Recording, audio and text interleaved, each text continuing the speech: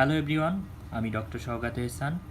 আজকে আপনাদের সাথে আলোচনা করব ইসিজির প্রথম পার্টটা, অর্থাৎ basic of electric discharge and wave generation. কোন ওয়েভটা কেন উপরে যাচ্ছে, কোনোটা নিচে আসছে কেন, এবং কিভাবে আমাদের ইলেকট্রিক ডিসচার্জটা আমাদের পুরো হার্টে ছড়িয়ে পড়ছে, অর্থাৎ ইলেকট্রিক কারেন্টে কিভাবে ছড়িয়ে পড়ছে এবং ইলেকট্রিক কারেন্টের দিকটা কোনটা। এটা না জানলে আমরা ইসিজি বুঝতে পারবো না। ওকে, আমরা শুরু করি। তো বেসিক দিয়ে শুরু করি।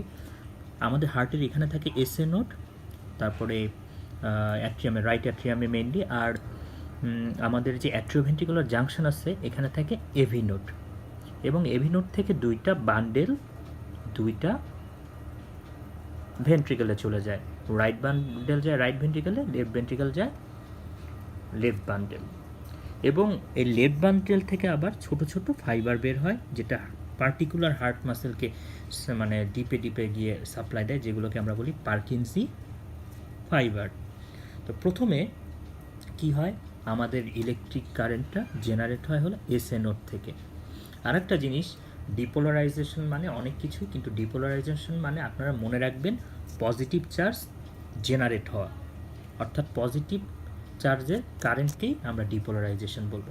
ওকে, তো আমাদের যে নার্ভ কন্ডাকশনগুলো হচ্ছে সব কিছুই আমাদের এই পজিটিভ চার্জ জেনারেশনের জন্যই, সেটাই হলো ডিপোলারাইজেশন। তো প্রথমে এসএ নোড কারেন্ট ইম্পালস তৈরি করে, সেটা ছড়িয়ে পড়ে পুরো অ্যাট্রিয়ামে, অর্থাৎ পুরো অ্যাট্রিয়ামটা পজিটিভ চার্জ হয়ে যায়। এবং আমরা জানি পজিটিভ চার্জ হলে আমাদের গ্রাফে ডিফ্লেকশন কোন দিকে হবে, অবশ্যই উপরের দিকে। এইটাই হলো অ্যাট্রিয়াল ডিপোলারাইজেশন, অর্থাৎ ইলেকট্রিক কারেন্টটা পুরো আগে অ্যাট্রিয়ামকে ছেয়ে ফেলবে পজিটিভ চার্জে। এখান থেকেই পি ওয়েভের তৈরি, অর্থাৎ পি ওয়েভ আমাদের রিপ্রেজেন্ট করবে অ্যাট্রিয়াল ডিপোলারাইজেশন, এবং এই ডিপোলারাইজেশনের শেষে অ্যাট্রিয়াম কন্ট্রাকশন করবে। ওকে, তারপর আমাদের একটা জিনিস জানা দরকার, আমাদের যে এই যে নেট কারেন্টটা ফ্লো হচ্ছে কোন দিকে হচ্ছে। যেমন ঢাকা, বরিশাল থেকে ঢাকায় অনেকভাবে আসা গেলেও মেইনলি মানুষজন কোন দিকে যায়, কোন দিক দিয়ে যায়, সেটাই হলো আমরা মেইন ধরবো। তো আমাদের কার্ডিয়াক কারেন্টের ফ্লোটাকেও কোন দিকে থেকে কোন দিকে মেইনলি আসে কারেন্টের ফ্লোটা, সেটাকেই আমরা কার্ডিয়াক এক্সিস ধরি। এবং এই কার্ডিয়াক এক্সিসটা মেইনলি হার্টের এই দিকে থাকে, অর্থাৎ মেইন কারেন্টটা এই দিকে ফ্লো করে। তো এখন প্রথমে পি ওয়েভের কথা জানলাম, এরপরে আসে কি ওয়েভ, কিউ ওয়েভ। কিউ ওয়েভটা কি? কিউ ওয়েভটা আমাদের রিপ্রেজেন্ট করে সেপ্টাল ডিপোলারাইজেশন, এবং সেপ্টাল ডিপোলারাইজেশনটা লেফট থেকে রাইটের দিকে হয়। প্রথমে লেফটে হবে পজিটিভ, তারপর আস্তে আস্তে রাইটের দিকে হবে। তো দেখুন আমাদের কার্ডিয়াক এক্সিসটা এই দিকে কারেন্টটা ফ্লো না করে কিন্তু একটু অন্য দিকে ফ্লো করছে। এই জন্যে যেহেতু সেটা আমাদের কারেন্টের কার্ডিয়াক এক্সিসের দিকে ফ্লো করছে না, সেই জন্য আমরা এটাকে নেগেটিভ ডিফ্লেকশন ধরব। ওকে, এই জন্য এটা নেগেটিভ। তো কিউ ওয়েভ হলো সেপ্টাল ডিপোলারাইজেশন। তারপরে কি আসছে কিউ ওয়েভের পরে? আর ওয়েভ।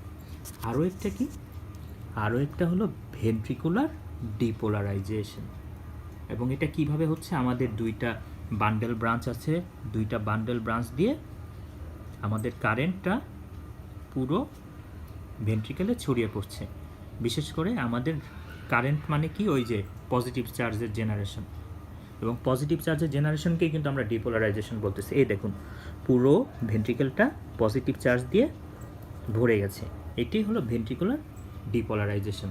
এবং পজিটিভ চার্জ যেহেতু ভেন্ট্রিকেল অনেক স্ট্রং কিন্তু এবং অনেক শক্তিশালী মাসেল, তো ওইটায় যেহেতু যদি আমাদের পজিটিভ চার্জ জেনারেশন হয়, অনেক বেশি জেনারেশন হবে, এই জন্যে আর ওয়েভটা এত বড় থাকে। আর ওয়েভের পরে আমাদের আসে হলো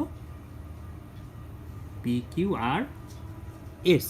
এসটা কেন নেগেটিভলি নিচের দিকে ডিফ্লেক্টেড হচ্ছে একটু দেখুন।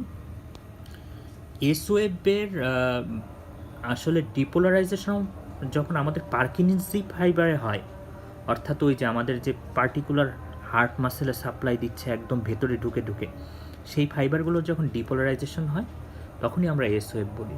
তো এখন একটা জিনিস দেখুন, আমাদের এই ভেন্ট্রিকুলার মাসেলগুলার পার্কিনসি ফাইবারগুলার ডিপোলারাইজেশন সাধারণত উপর থেকে নিচের দিকে হয়, অর্থাৎ আগে উপরের দিকে এই দিকে ডিপোলারাইজেশন হবে, তারপর আস্তে আস্তে নিচের দিকে নামতে শুরু করবে, কিন্তু মেইন কার্ডিয়াক এক্সিসটা কিন্তু এই দিকে। তো তার মানে যেহেতু এই পার্কিনসি ফাইবারের কোনো ডিরেকশন নাই পার্টিকুলার, তাই এরা মূল কার্ডিয়াক এক্সিস থেকে একটু ডেভিয়েটেড থাকে সবসময়। এই জন্যে এটা হলো একটু নেগেটিভ ডিফ্লেক্টেড হয় নর্মাল ইসিজিতে। এটাকে আমরা বলি S wave, depolarization of Purkinje fibre. এবং লাস্টলি ভেন্ট্রিকুলার রিপোলারাইজেশন। রিপোলারাইজেশন মানে কি? পোলারাইজড মানেই হলো সামথিং নেগেটিভ।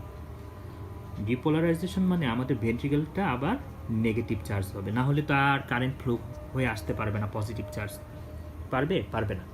তো এই রিপোলারাইজেশনটা হয় হলো হার্টের আউটার পোর্শন থেকে ভেতরের দিকে, মানে এন্ডোকার্ডিয়াম যেটা আছে আমাদের ভেতরের লেয়ার হার্টের মাসেলে, সেই এন্ডোকার্ডিয়ামটা প্রথমে পজিটিভ চার্জ পায়, কিন্তু নেগেটিভ চার্জটা পায় হলো সবার লাস্টে, অর্থাৎ এন্ডোকার্ডিয়াম ডিপোলারাইজড ফার্স্ট বাট রিপোলারাইজড লাস্ট।